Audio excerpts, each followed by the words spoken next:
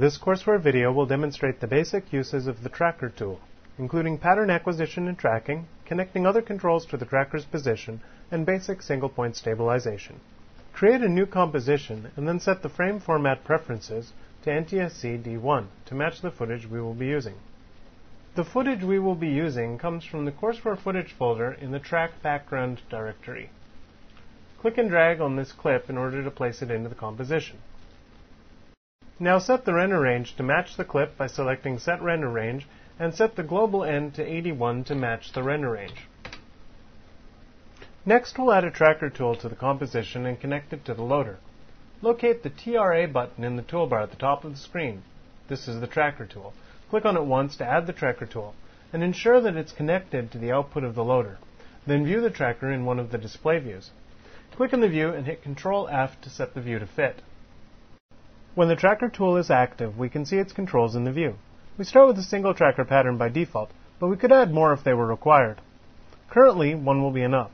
The pattern is made up of two rectangles, an inner pattern and an outer search area that only appears when your mouse pointer is placed over the pattern.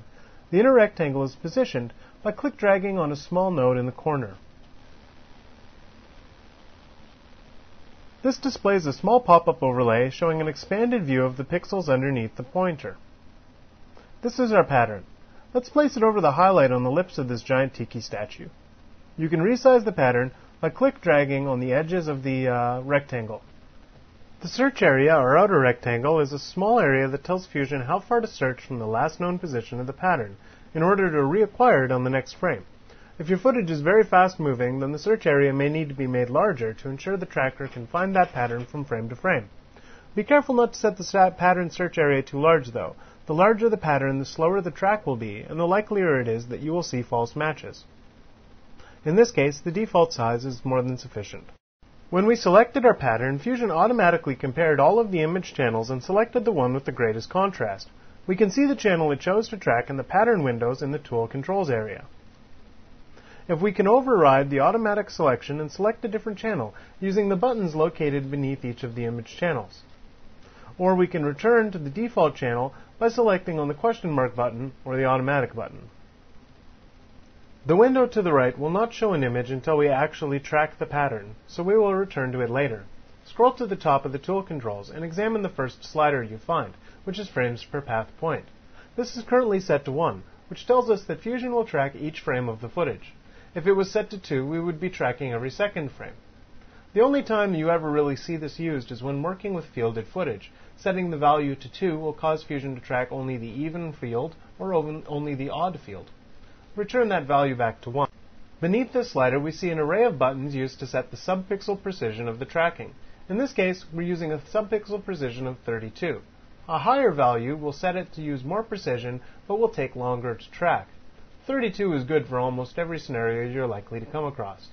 Beneath the subpixel buttons, we find the adaptive mode. This is either none, every frame, or best match. The none mode is the default, which causes the tracker to only search for the pattern you originally selected. If you set the mode to every frame, then the tracker will update the pattern with the pattern it found on the previous frame. This can be useful when tracking a pattern that gradually changes in profile over time. The best match mode is almost identical, however it will only reacquire the pattern if it becomes different from the original pattern by a certain tolerance. The alternate modes are very useful for dealing with problem patterns, but they increase the risk of subpixel drift in the track, so use them sparingly. In our case, the none mode will be more than sufficient. Across the top of the controls, we see 5 buttons. These are used to tell the tracker to start tracking the pattern. The first 2 buttons tell tracker to track in reverse, either from the current frame or from the end of the render range. The last 2 buttons will track forwards from the current frame or from the start of the render range. The middle button is used to stop a track in progress. Click on the Track Forwards button, and Fusion will attempt to follow the pattern from frame to frame, producing a path as it goes. It will only track the current set render range. When the render is complete, a dialog will appear. Click on the OK button to dismiss it. Note the line in the display view.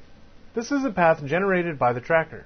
You can't see any keyframes because they are currently disabled, but you can use the toolbar that appears when you select it to re-enable display of the keyframes if you wish to edit the track by hand. Go ahead and turn the key points back off again. We won't be needing them.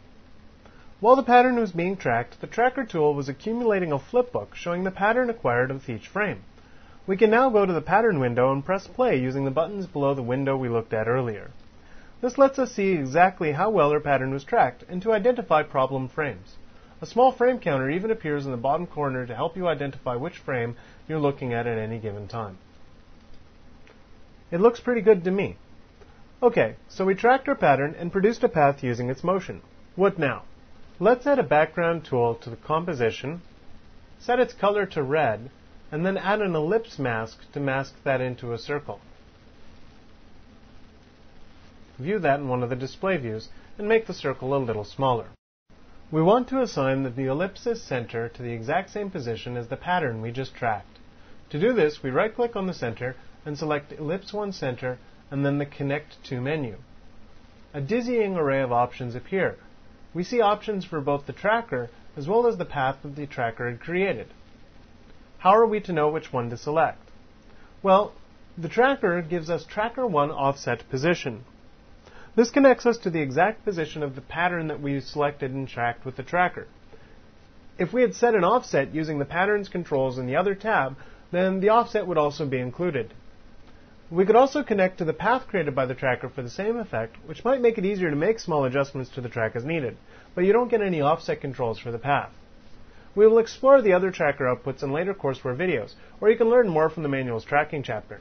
For now, let's just set the tracker's offset position. The ellipse automatically moves to the position of the pattern on our frame. If you hit spacebar to play the composition, you can see that this is true of all the frames. If we were to merge the output of the background tool over the tracker tool, we would now see the two elements merged together, moving as one element.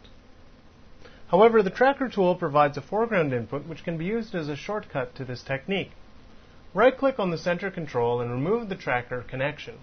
Then drag the output of the background and connect it to the green foreground input on the tracker. Now switch to the Tracker Tool's Operation tab and select the Match Move button. Though named Match Move, this option is actually used for stabilization as well as match moving. In this case, we want to apply the movement of the tracked background to the foreground, so select the foreground over background mode. Hit play and we can see the two elements moving together.